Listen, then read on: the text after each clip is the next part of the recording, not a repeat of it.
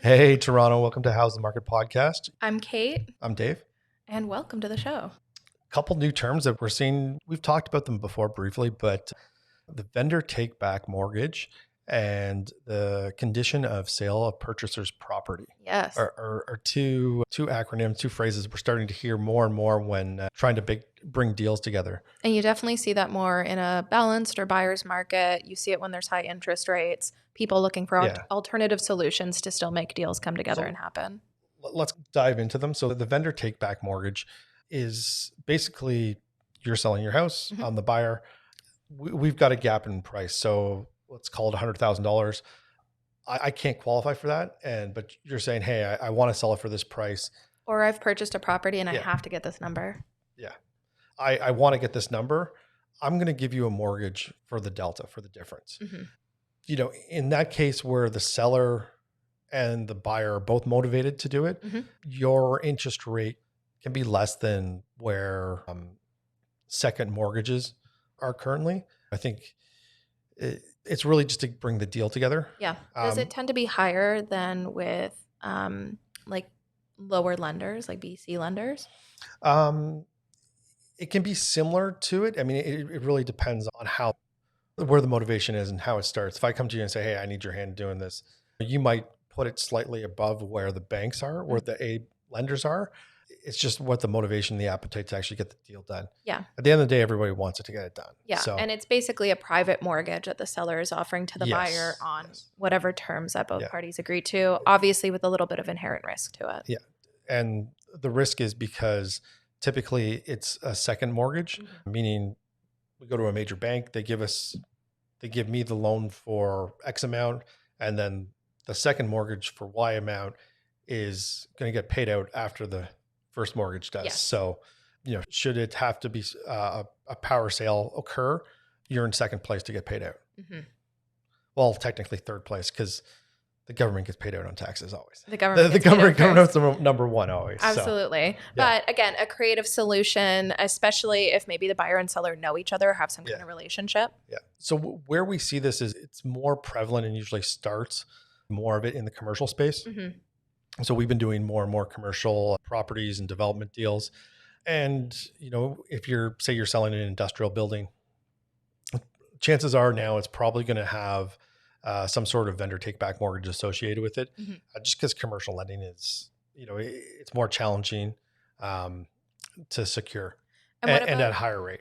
Also in the commercial space, you used to see this a lot in rural, the farms being sold, that sort of thing. And it was pretty big in the 90s as well on the residential side.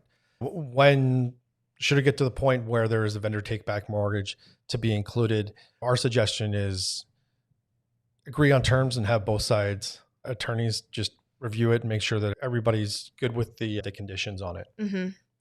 So it's at these points in shifting markets or getting creative to try and get deals done and get a solution where everybody's happy or everybody's slightly unhappy is the best way to do it. And then moving on to the sale of purchaser's property. Yeah, so this is typically what, again, like I said, in a more balanced or a buyer's market where selling your home is taking a bit more time, but someone is looking to purchase. Typically, it's someone who already owns a property, is purchasing a second property, and they're purchasing it, but it's conditional on if they're able to sell their home within a certain time period, typically 60 days. It comes most of the time with an escape clause. If you have a good agent and they can negotiate that, it'll come Yeah. with an escape clause. I have seen ones that don't, and that's usually just depends on the type of offer it is, how enticing it is. But with this, you'll typically have someone within 60 days, they need to sell their home. A lot of the time, the seller will look over their property, make sure it's marketable, see what stage they're at in listing if it's not already listed, Yeah. and just make sure that if they are agreeing to this condition, that it is a good decision. And what you'll see with the escape clause is that if somebody else comes in with an offer, that original buyer will usually have 2 to 3 days to waive the clause and firm up on the deal, or they have to walk away, get their deposit back, and then the seller can now operate with the second buyer. Yeah. So let's use a scenario where I'm selling a property and you're the buyer and you bring me an offer that's acceptable with this clause in it. So the motivation to me, similar to as the seller, similar to a vendor take back mortgage, is that I'm extending you this courtesy, this opportunity to sell your property, knowing that it's an integral part to get the deal done. Yes. If it doesn't happen, you're not closing. Yes. So we're going to give you X amount of time. If it's a 90-day close, we don't want it all the way up to right before closing. We want to make sure that this is done properly, that your house is going to close, or that you're going to sell it firm and you can secure a bridge loan for the interim. Yep. And we just want to have enough time beforehand to know that if it's not going to happen, I'm going to continue to market the property throughout it. Yeah. And then if another offer comes in, typically called a shotgun clause, we'll give you anywhere from the 24, 48, 72 hours to firm up on your deal. Mm-hmm. Yeah. So it's a way, again, to get the deals done. Mm-hmm. And typically you will not see it being accepted if you have more than one offer.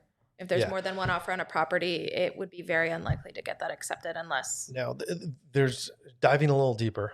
I want to make sure that your house is actually listed or ready to go. Mm-hmm. I would be interested to see at what price point and what area, making sure that it's listed at a price and presented it in a manner that it's actually going to sell and sell in a timely manner. Mm-hmm. Definitely. Yeah. Bit of due diligence. It's definitely in the buyer's best interest, especially if you've seen some properties that have been sitting out there. You're really interested in it. You want to make a move, but you're worried about being able to sell your own property before closing. Yeah. If there aren't any other interested parties, you're a lot more likely to get that accepted. And it does give the buyer a lot of security, knowing that if they're not able to sell their house, they can walk away without the financial impact of potentially losing that deposit. Yeah. Very different than, say, 20 multiple offers, all firm. Yes. Everybody's bidding. No home inspections, no financing clauses. You got to see the property for 20 minutes. Sometimes no status. Yeah. Just going in blind, essentially. Yeah. You get to see the property for 20 minutes. This is when you're in a balanced market or getting into a buyer's market, it's definitely, the buyer's market's definitely in favor of the buyer. They have the leverage there, but it actually allows you to make a proper consideration. Otherwise, it's like, well, I like this one or this one.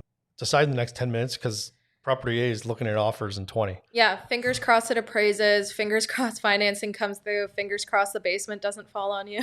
Yeah. So those are a few things that we're going to probably expect to see a little bit more, and you'll probably hear more of if you're looking to buy or sell real estate in the next year or so. But I'll see what happens here with interest rates, immigration, the Bank of Canada. And we're going to keep an eye. If you know anyone who's interested in real estate, please share this with them. I'm sure some of this information is useful for them. Perfect. We'll see you next week.